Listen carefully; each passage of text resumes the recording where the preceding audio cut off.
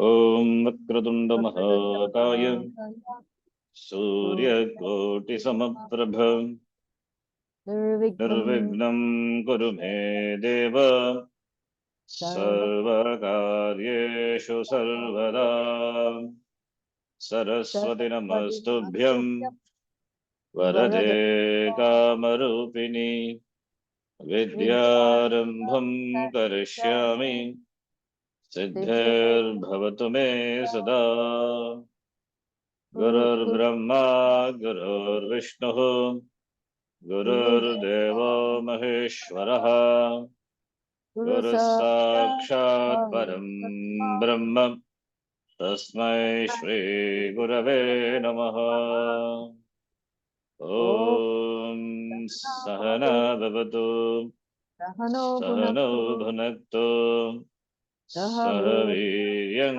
Karavavahai Tejasvinavadhitamastu ma vidvishavahai Om Shanti Shanti Shanti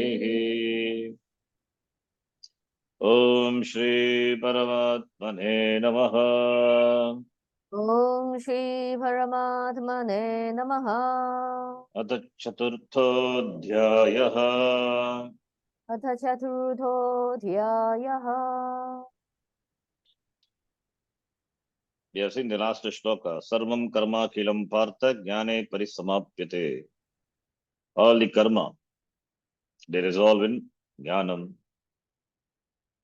This karma can mean the sanchita karma and agami karma. And prarabdha also. The resolve in the wake of jnanam. Or the karma which involves the factors of action, karaka, all the karakas. Karaka upamardhanam. That is the resolution. That happens when the knowledge rises. So now, how does one gain this knowledge? Knowledge of what? Knowledge of Atma, Tattva Jnana, Atma Jnana. Even though Arjuna knew what he had to do to gain the knowledge, Arjuna knew. In fact, he asked in the second chapter, Shishyastekam Shadimam Tvam Prapannam. He didn't have to go anywhere to get this knowledge because right in front, the teacher was there. It was his own charioteer, his friend charioteer. He surrendered to him because he knows his charioteer is not a simple person. Though he is a friend, he surrendered and asked him to teach. Shishyaha, looking upon himself as the Krishna as a teacher and himself as the Shishya. So surrendered. So even though Arjuna knew what he had to do to gain the knowledge, and he had already done it by asking Krishna to teach him, the next shloka, Bhagavan here confirms that Arjuna had done the right thing. What is that shloka? An important shloka. The protocol. The protocol of the knowledge can be gained only by Shravanam. Therefore, what is the protocol? To approach the teacher, because Shravanam means hearing. Hearing means teaching. Teaching is involved. Somebody has to speak. Somebody has to teach. The teacher is involved. Now, what is the protocol? What is the protocol to approach the teacher and ask for this jnanam? So that is said here. Let us read the shloka. Tadvidhi pranipatena Tatvidhi pranipatena pariprashnena sevaya Pariprashnena sevaya upadekshanti te jnanam Upadekshanti te jnanam jnaninastattvadarshinah. Jnaninastattvadarshinah.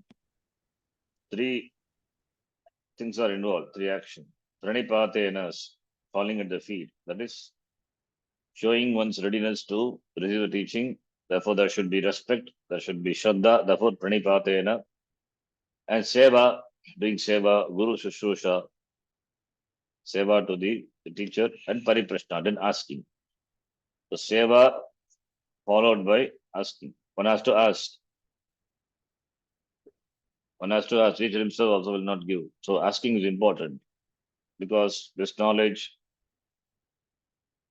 which is gained by teaching, therefore the Shishya has to make the teacher teach by asking questions.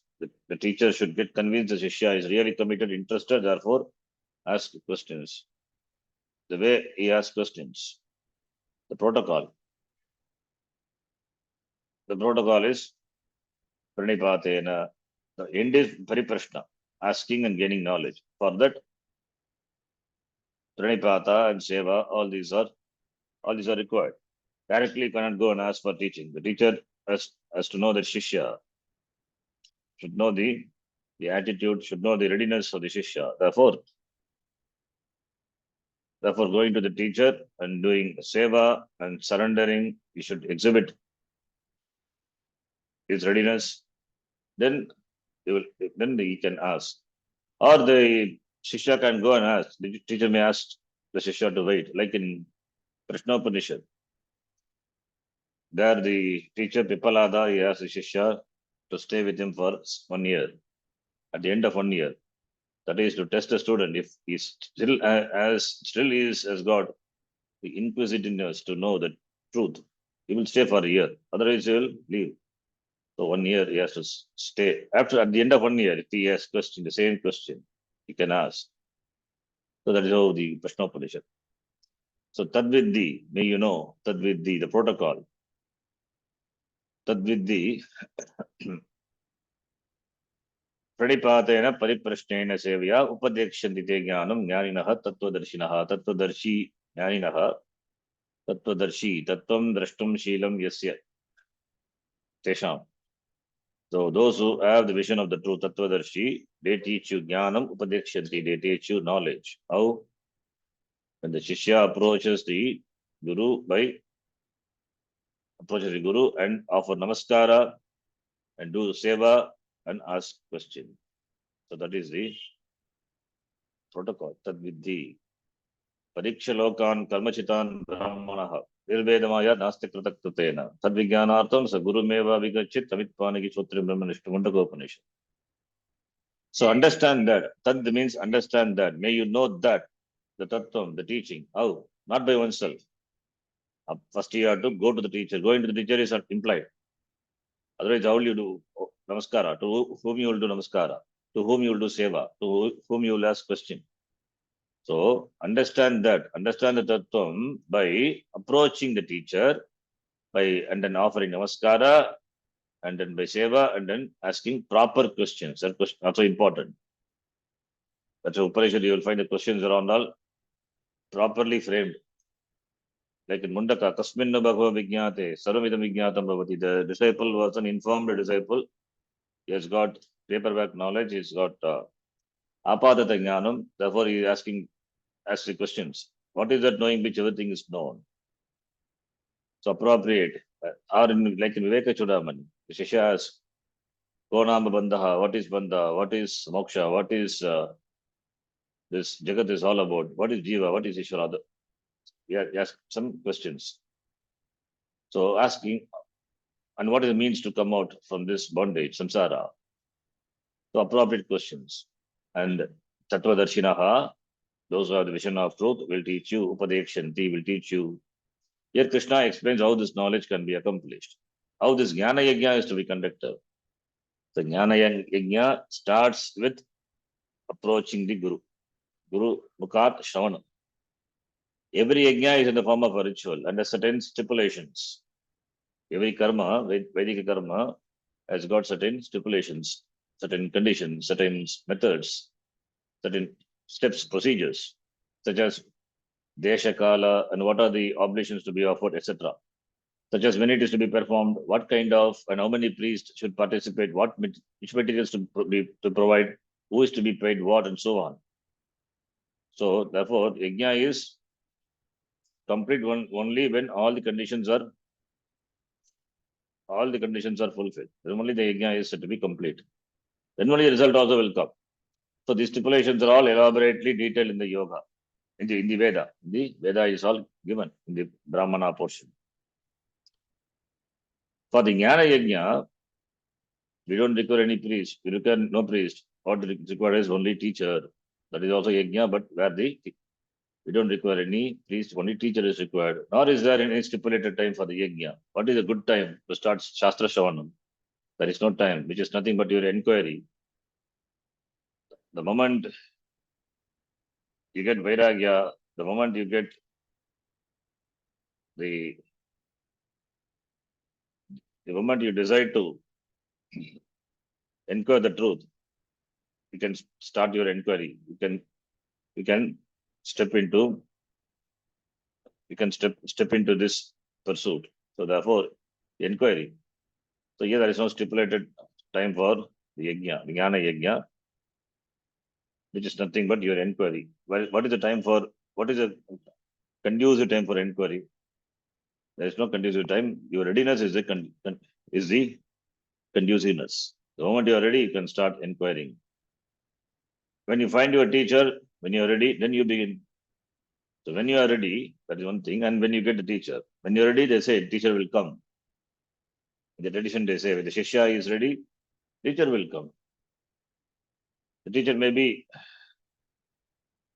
around, maybe one's friend, or father, or mother, or could be anybody, anyone. So when the student is ready, teacher must come. That is the law. So therefore, when you are ready, when the teacher is there, you begin inquiry. There is no question of when here. So therefore, there is no stipulated time. Stipulation only with regard to your preparation, your readiness. There is only death. There are no other considerations. It doesn't matter whether you inquire in the morning or in the evening, the summer or in the winter. So no time, no place for inquiry. Anytime, any place, inquiry can be done. Whether you inquire before you are married or after you are married or after your retirement. So there is no time.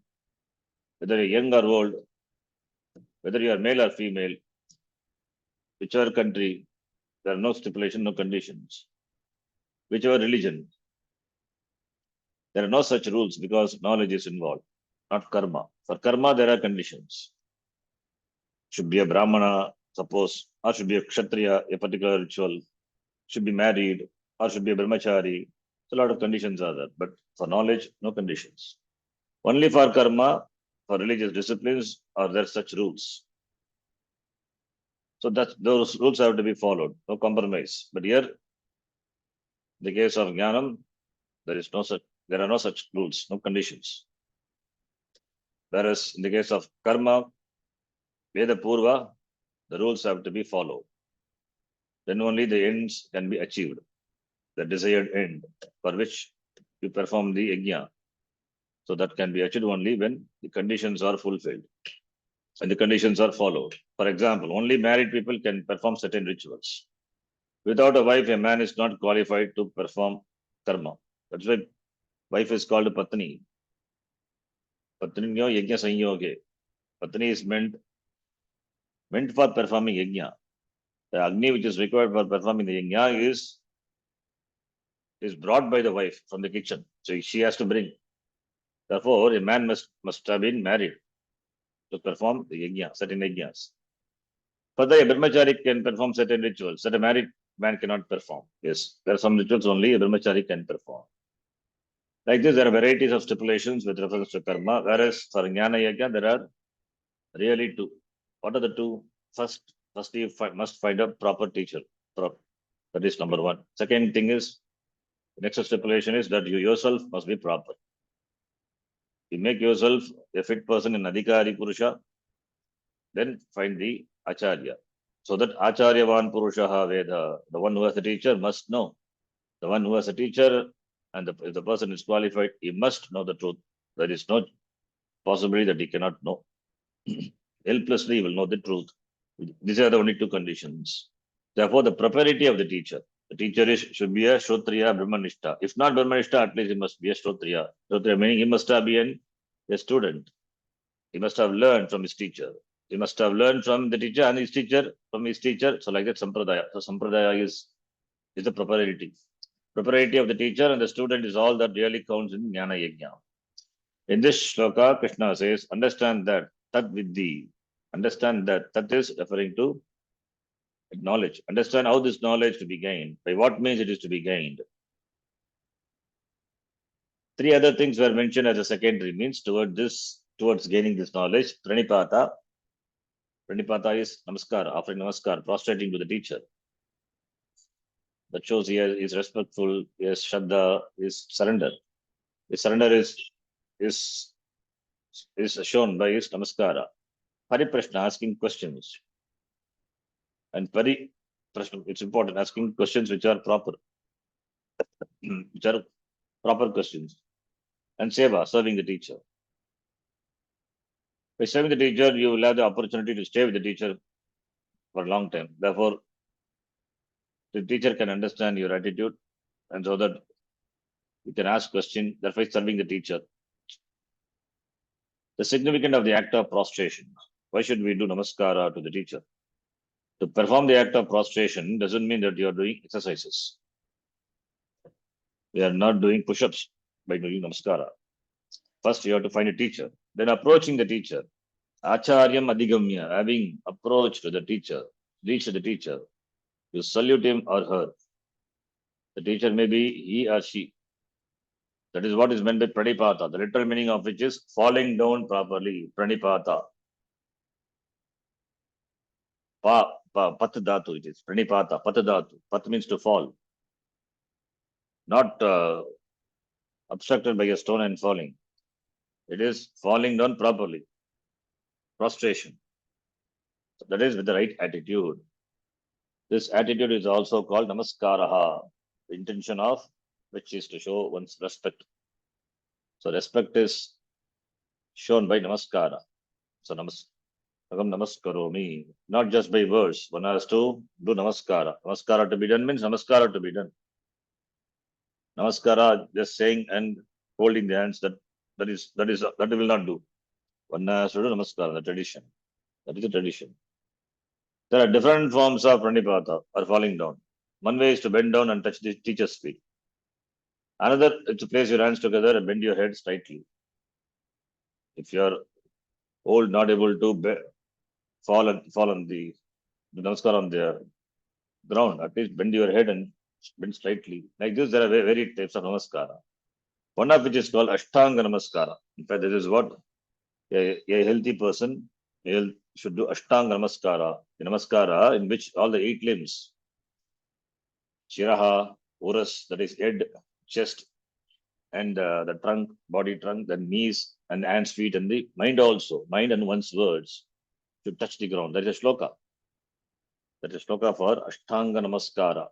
Padbyam, Karabhyam, Janubhyam, Urasa, Shirasa, Drisha, Vachasa, Manasa, Chaiva, Pranamaha, Ashtanga Uchate, Ashtanga, 8 limbs, like Ashtanga Yoga, here is Ashtanga, 8 limbs, Padbyam, feet, Karabhyam, hands, Janu, knees, Uras, chest, Shiras, Shiras is head, Shiras is head. So, and Disha, Drisha, Vachasa, words, Manasa, mind, Drisha is trunk. So by that, one should to touch the ground, touching the ground with the 8 Ashtanga. To touch the mind to the ground indicates that you do with your body. To be backed up by an attitude or feeling of respect. So therefore, this is called Ashtanga Namaskara. Ashtanga Namaskara.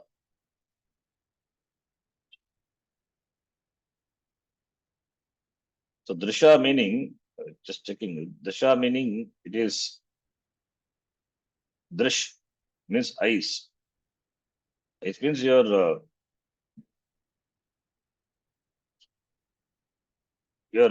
to look at the teacher.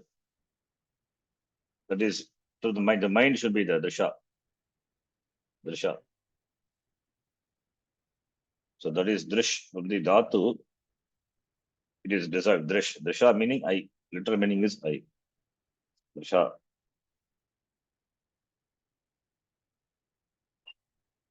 We have the words like the Drisha. Drisha is appearance. Drisha means look. Then that is called the drish dhatu. So Drisha. So therefore, head, chest, trunk. Yes, somebody says trunk. Knees, hands, feet, mind, and one's words. By words also, one pays respect saying, "Oh Bhagavan, I salute you," because one's whole body stretches out on the ground. This namaskara is also called Dirgha Namaskara, Sashtanga Namaskara. Prostration implies a certain surrender on one's part. I want to learn and I have found a teacher. Therefore, I approach the teacher with the attitude of surrender.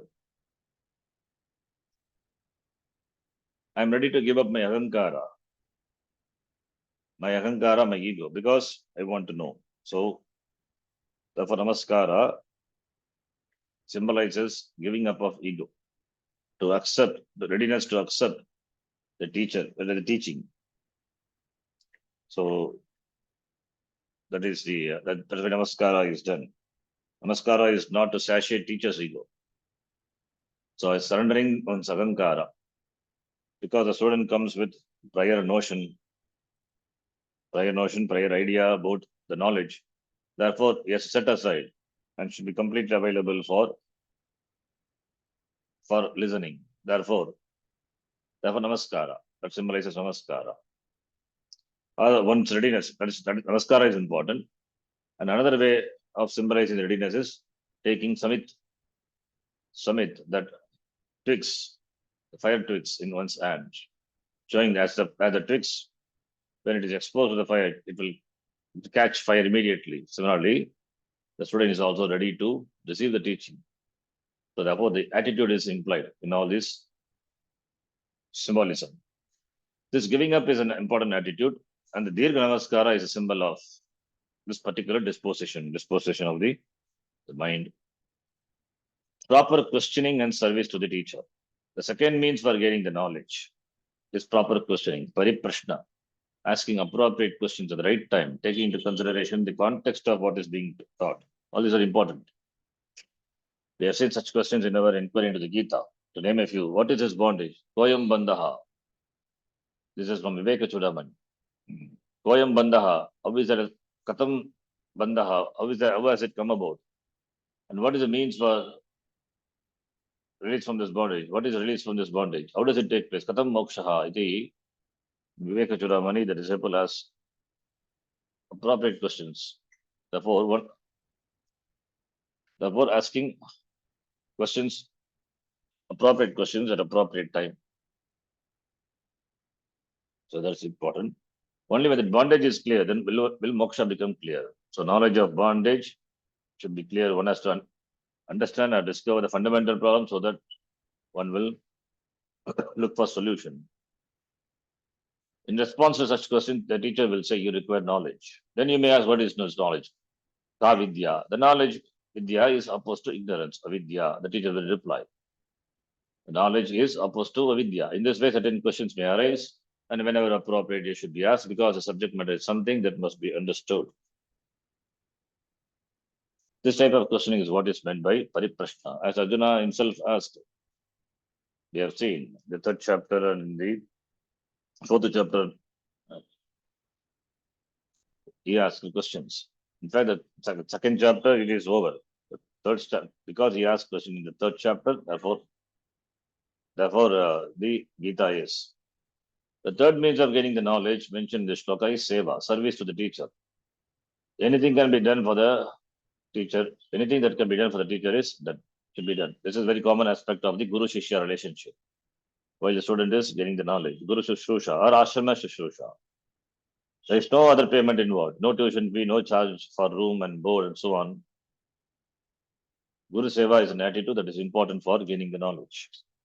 And what happens when these threefold means for gaining the knowledge are followed? The teachers who have been won over by your devotion and your commitment to the knowledge, your seriousness, he will teach you. They will give the knowledge. Jnanyaha tattvadarshiraha upadekshanti. They teach you. They will teach you. They must teach. It is the dharma. The word teachers is put in plural, either to refer to all the teachers or for the sake of respect. Yes. Here, Tattvadarshinaha Upadekshanti Bhagavachanam. Therefore, Tattvadarshinaha is Bhagavachanam. Tattvadarshin is Shabda. Tattvadarshinaha Bhagavachanam. So many teachers. Should he approach many teachers? Not that many teachers. It is used, Bhagavachanam is used for the sake of respect. A Jnani will teach, or Jnanis will teach means that is Jnanis, the nature of the Jnani is to teach. Therefore, when you approach them, they will teach you. So plural is used for respect. And what is the qualification of the teacher? Shotriyam Brahmanishtam Tattvadarshi. Here in the Gita, Tattvadarshi, the word is used. Shrotriyaha Brahmanishtaha. We'll see in the next class tomorrow. We'll stop here. Om Purnamadav Purnamidam Purnat Purnamudachyate Purnasya Purnamadhaya Purnamevavashishyate. Om Shanti Shanti Shanti. Harihi Om Shri Gurubhyo Namaha. Harihi Om Dhanyavadaha.